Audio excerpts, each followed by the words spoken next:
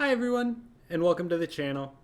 In this video, we'll be following the growth of some bell pepper plants that I will be growing with the Kratky hydroponic method. We've done this on the channel before and learned a lot during those grows. Everyone in my family loves these sweet snack peppers, so I'm growing them again, hoping to apply those learnings from last season to get a bigger and better harvest. Specifically, we'll be looking into the effects of topping, pruning, and shaping our plants. So let's get into it. We've got a pack of seeds here for snack-sized bell peppers, and I'm going to be germinating them in rock wool. We're going to submerge our rock wool in water, waiting for bubbles to stop coming out, and then place our seeds on top of those pieces of rock wool. Super easy stuff. We'll put a lid on this to keep moisture in and place everything in the dark. We'll want to check in on our seeds daily so that we can catch them when they have germinated and start to shoot up.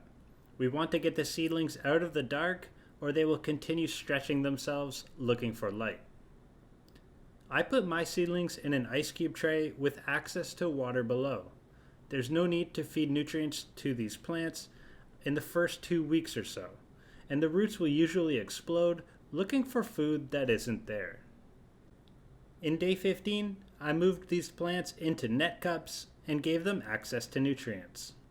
We rejoined these plants at 1 month of age, and I have just moved them into 5-gallon buckets, which will be their final homes. Here at 6 weeks, our plants are maturing nicely.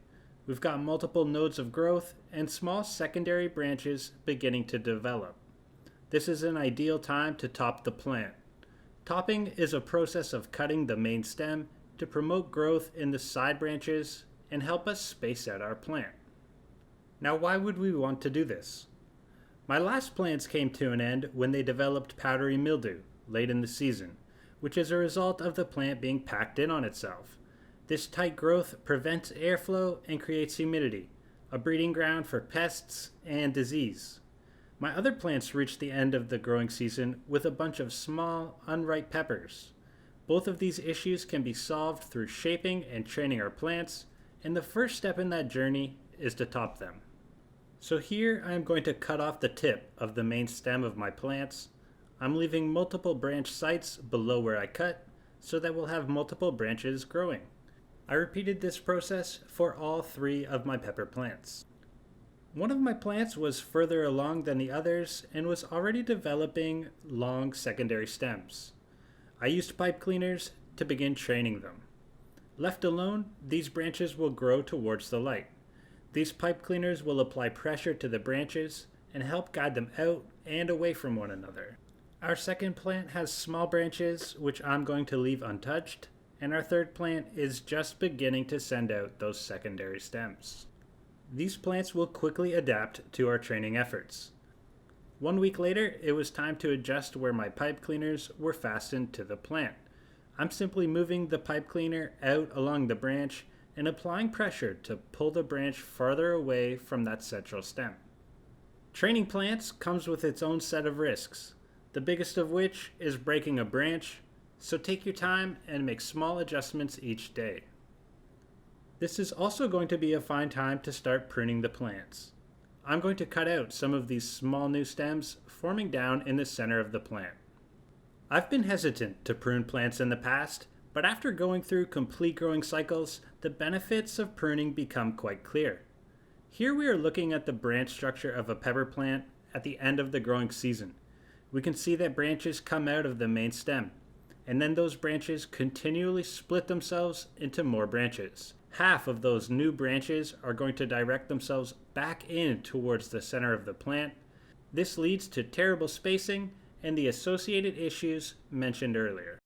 We want to get a handle on this early, cutting new stem growth out from the center of the plant to continue encouraging space.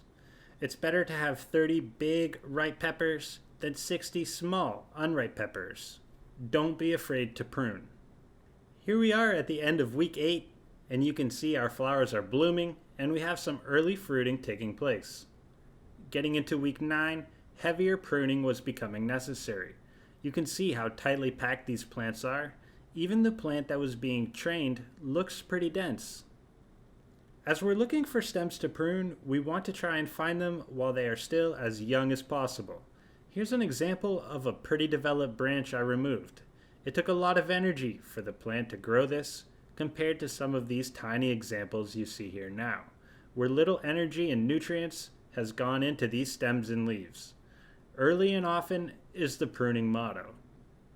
As these plants and branch structures are maturing, we can clearly demonstrate the effects that training has had on the canopies of each plant. Looking up through an untrained plant, we can see how tightly packed these branches are. They are growing into one another, and very little light can make it through to lower levels of the plant. Now we compare that to our trained plant. Our branches are widely spread, light is penetrating through to lower leaves, flowers, and fruit. Airflow is possible. There's actually room for fruit to develop and get big, which is the whole point of growing the plant. Once we've given our plants this great foundation, we simply need to wait for our fruits to develop. By week 10, my plants were covered in small peppers. If anything, I wish I pruned a few more flowers early on. Our root systems look a healthy white, and I'm simply topping up this reservoir as necessary, always leaving an inch of root exposed to the air. In week 11, I noticed that a large number of my fruits were showing mutations. There's something wrong with these seed genetics, and it's causing multiple peppers to emerge from single flowers. These mutant peppers don't mature properly, and the taste isn't great. This pepper here wins the award for biggest mutation. It looks like 3 fruits coming from one flower, but as I began taking it apart, I could see that each of those peppers had multiple peppers forming inside of it. Out of control. For the most part, I'm cutting mutants off of the plant early so the plant can focus on its proper peppers. I opted to take one of my pepper plants outside onto my balcony, where it performed very well despite hot summer temperatures. Less direct sunlight, in addition to the wind, helped this plant to space out further, leaving space for my peppers to mature. I harvested my plants continually through the end of summer and into early October. As expected, they were a joy to grow and eat. I did not experience powdery mildew and wasn't left with those small, unripe fruits this season. I'm confident that topping, pruning, and training the plant played a significant role in that success, and I will continue to do that with my pepper grows going forward. Let me know if you top and train your peppers in the comments below. If you're a fan of the pepper content, there's more of it available on your screen now. Thanks for watching, and as always, happy harvesting!